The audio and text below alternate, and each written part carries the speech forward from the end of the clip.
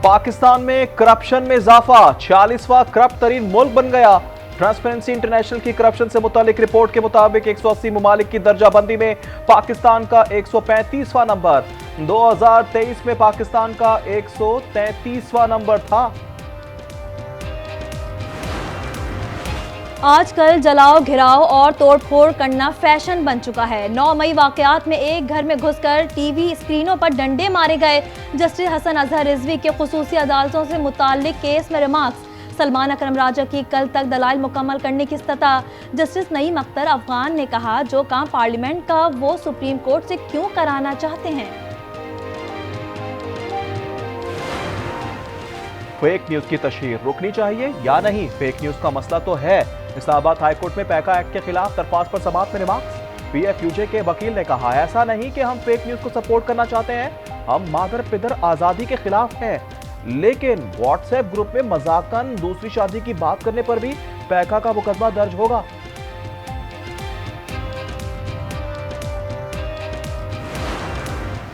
Supreme court में नए 7 जजेस की तकरीरी की समरी तैयार। जराये के मुताबिक वजारत कानून आज ही समरी सदर मुमलिकत को भेजेगी। सदर की मंजूरी से नोटिफिकेशन जारी होगा।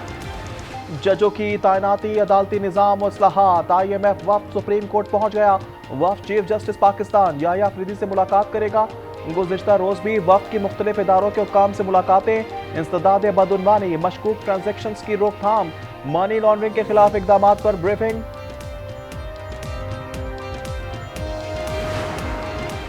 अमेरिका और इसराइल ने गजा अमन मुआहदे को खतरे में डाल दिया। ट्रंप की हमास को आखिरी मोहलत के साथ जहन्नुम के दरवाजे खोलने की धमकी।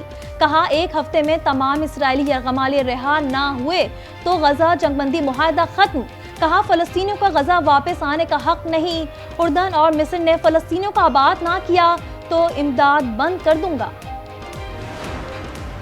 जंग बंदी मुआहदे के बावजूद फलस्तीनियों पर हमले बंद ना हुए। इमदादी सामान, ईंधन और खैमों की तरसील में भी रुकावटें।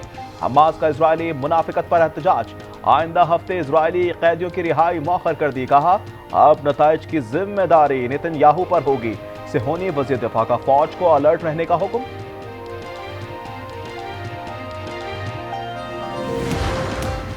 पाकिस्तान का TTP मजीद ब्रिगेड की दहशतगर्दी के खतरात के खिलाफ आलमी इक़दाम का मुतालबा।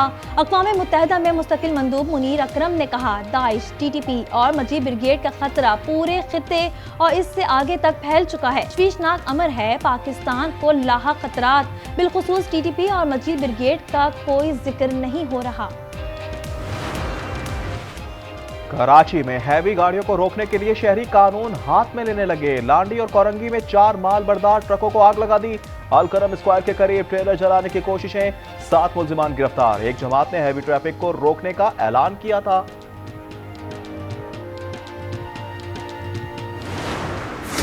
कराची में रवां साल के 41 दिनों में डंपर्स ने 104 शहरियों को रोन डाला। मुशर्रफ कॉलोनी में डंपर की टक्कर में मोटरसाइकिल सवार जाँ बहक। मुतवफ़ी घर से ऑफिस जा रहा था। रात गए डंपर की टक्कर से जख्मी 2 खवातीन ने दम तोड़ दिया।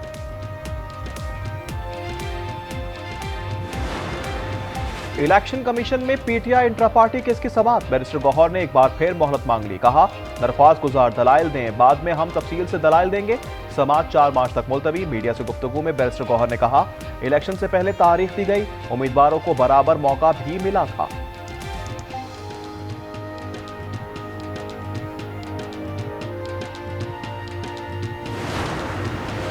इदारे 2 साल के बाद कबल अज़ वक्त इंतखाबात कराने के लिए तैयार हैं। सदर PTI खैबर पख्तूनख्वा जुनैद अकबर का दावा।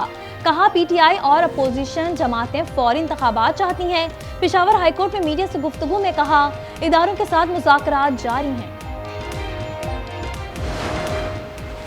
जाली डोमिसाइल से शहरी आबादी का हक मारा जा रहा है।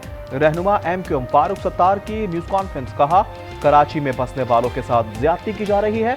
मेडिकल और इंजीनियरिंग कॉलेजेस में कराची के नौजवानों को दाखिले देने का मुतालबा।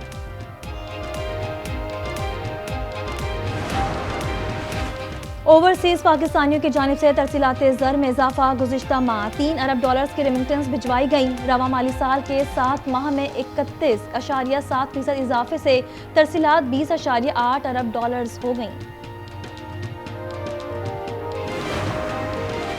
लीबिया से आने की रोंगटे खड़ी करने वाली दास्तानें, कश्ती नहीं डूबी, इज्तिमाई कब्र से लाशें मिली। पाकिस्तानी सफारतखाना हुकाम का जाविया अस्पताल का दौरा, जराये के मुताबिक लाशें नाकाबिल शनाख्त हैं, पोस्टमार्टम से पहले शनाख्त मुश्किल होगी। मुतासिरीन में पाकिस्तानियों की अक्सरियत,